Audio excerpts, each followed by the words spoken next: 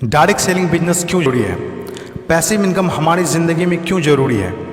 इस दुनिया में दो तरह की कमाई होते हैं, पहला एक्टिव अर्निंग और दूसरा पैसिव अर्निंग। एक्टिव अर्निंग किसे कहते हैं?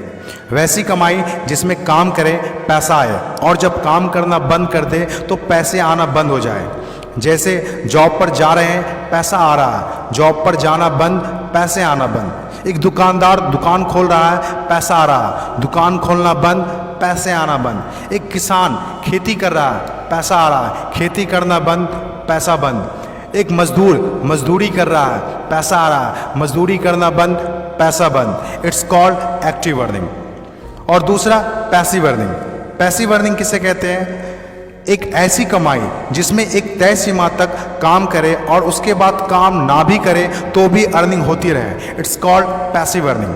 पैसिव अर्निंग क्यों जरूरी है? क्योंकि आज हमारा शरीर काम कर रहा है, कल वह काम नहीं करेगा। आज कुछ ऐसा करना है जो हमारी मौजूदगी ना भी हो तो भी हमें रेगुलर इनकम आती रहे और वो ज़्यादा ज़रूरी है। पैसिव अर्निंग जिससे एक मिडिल क्लास और पुअर फैमिली भी आसानी से अपनी अर्निंग बढ़ाकर एक अच्छी ज़िंदगी जी सकता है। आज पैसिव अर्निंग के तरीके का इस्तेमाल वर्ल्ड के सभी अमीर लोग, बिजनेसमैन, पॉलिटिशियन और एक्टर सभी अपने लाइफ में पैसे कमाने में करते हैं। पैसिव अर्निंग का मतलब ऐसा काम जिसमें किसी काम का रेगुलर इनकम आता रहे, जैसे रेंटेड प्रॉपर्टी, कोई मकान, बंगला या रूम को रेंट पर देने से जो पैसा आए।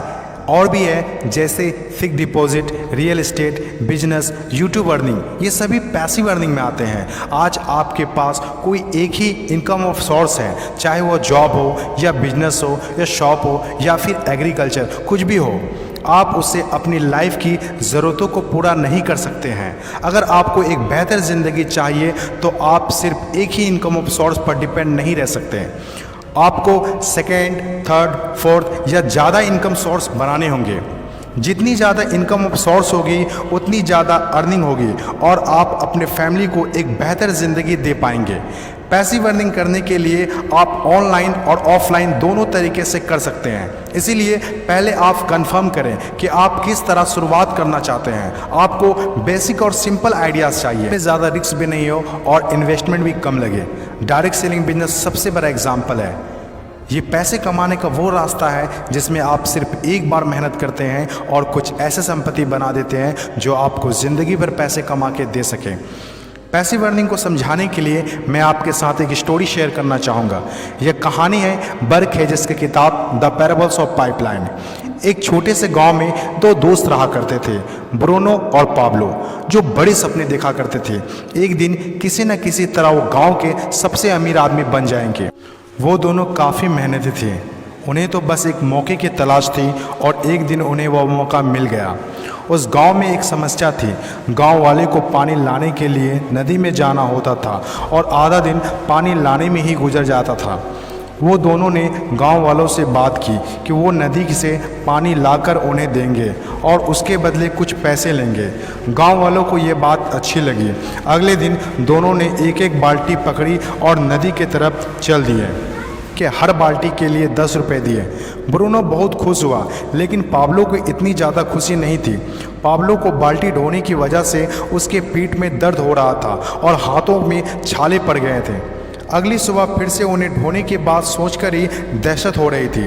पाब्लो ने नदी से गांव तक पानी लाने का एक अच्छा आइडिया सोचा। जब अगली सुबह दोनों अपनी अपनी बाल्टी उठाकर जाने लगे तो पाब्लो ने कहा, ब्रूनो मेरे पास एक आइडिया है। चंद सिक्कों के बदले मैं दिन भर बाल्टी ढोने की वजह क्यों ना हम नदी से गांव तक पाइपलाइन बना दें। ब्रूनो ने कहा, पागल, हमारे पास एक बेहतरीन नौकरी है, अच्छे पैसे भी मिलते हैं जिससे हम जो चाहें खरीद सकते हैं। अपनी पाइपलाइन के आइडिया को दिमाग से निकाल दो। लेकिन पाब्लो इतनी आसानी से डिमोटिवेट होने वाला नहीं था। उसने अपने दोस्त को पाइपलाइन बनाने का आइडिया अच्छे से समझाया। हम लोग दिन के आधे समय बाल्टी ढोने का काम करेंगे और आधे समय और छुट्टियों के दिनों में पाइपलाइन का काम करेंगे। ब्रूनो ने पाब्लो की बात नहीं मानी। पाब्लो जानता था कि पथरीली ज़मीनों में पाइपलाइन बनाना आसान नहीं होगा, लेकिन पाइपलाइन बनने के बाद जो मिलेगा उससे वह इंस्पायर होकर काम करता रहा। जब पाब्लो अपना पाइपलाइन बनाता था तो गांव वाले उसकी मजाक उड़ाया करते थे। ये देखो Pablo the pipeline. Bruno Pablo से 2 गुना काम कर रहा था, इसीलिए वह 2 गुना पैसा भी बना रहा था। पहले कुछ महीने तो पाब्लो की मेहनत का कोई फल नहीं दिख रहा था, लेकिन पाब्लो खुद को बार बार याद दिलाता रहता कि कल के सपने आज के त्याग से ही होते हैं, और आखिर में वही हुआ जो होना था। पाइपलाइन बनकर तैयार हो गया। अब पाब्लो सोता था तो भी पैसा आता था, नहाता था तो भी पैसा आता था, खाता था तो भी पैसा आता था, वह कहीं बाहर घूमने जाता था तो भी पैसा आता था। जितना ब्रूनो ने 3 साल में कमाया था उतना पाब्लो ने 3 महीने में कमा लिया। गांव में जितना पानी बहकर जाता था, पाब्लो के जेब में उतना ही पैसा बहकर आता था। और मेरे हिसाब से direct selling business is the best opportunity. इस कहानी से हम 5 बातें सीखते हैं। पहला, विज़न का होना। विज़न सबके पास नहीं होता। विज़न जो आंखों से नहीं सोच से देखी जाती है। इस दुनिया में 5% लोग के पास ही विज़न होता है और वही इस दुनिया में कुछ बड़ा करते हैं। दूसरा, सबसे इम्पोर्टेंट, जब भी आप कुछ हट के करेंगे तो लोग आपका मजाक उड़ाएंगे, ठीक उस पाब्लो की तरह। तीसरा, लगातार काम करना। विज़न पर काम करना आसान नहीं होता है, इसमें ज़बरदस्त फोकस के साथ तब तक काम करना होगा जब तक आप उसे कंप्लीट ना कर ले। चौथा, खुद को इंस्पायर करना। अपने आप को इंस्पायर करने के लिए वो देखना होगा जो पाइपलाइन बनने के बाद आपको मिलेगा। अपने सपनों को विजुलाइज करना होगा ताकि अपने आप को मोटिवेट और इंस्पायर कर सके। पांचवा और सबसे इम्पॉर्टेंट बात, प्रॉब्लम सॉल्विंग वर्क। जिस तरह पाब्लो ने गांव की पानी की समस्या को सॉल्व किया, आज हर वो इंसान सक्सेसफुल है जिन्होंने लोगों के प्रॉब्लम को सॉल्व किया है, चाहे वो डॉक्टर हो या इंजीनियर, चाहे वो साइंटिस्ट हो या कोई मोटिवेशनल स्पीकर। आज हर वो इंसान कामयाब हुआ है जिसने भी किसी भी फील्ड में लोगों के प्रॉब्लम को सॉल्व किया है, और डायरेक्ट सेलिंग बिजनेस भी ऐसा ही है।